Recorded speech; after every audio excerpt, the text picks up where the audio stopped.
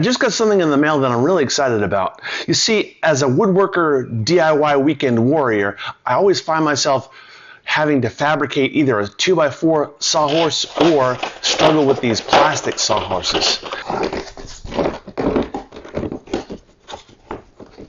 When I got these heavy-duty sawhorses from Prostormer, I wanted to see, are they more compact than a 2x4 sawhorse that I would fabricate?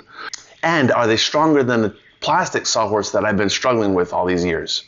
These are compact. You see, the legs nest inside the body. They unfold and lock into place. And the legs are extendable and lock into place. That's something you don't get from a 2x4 sawhorse.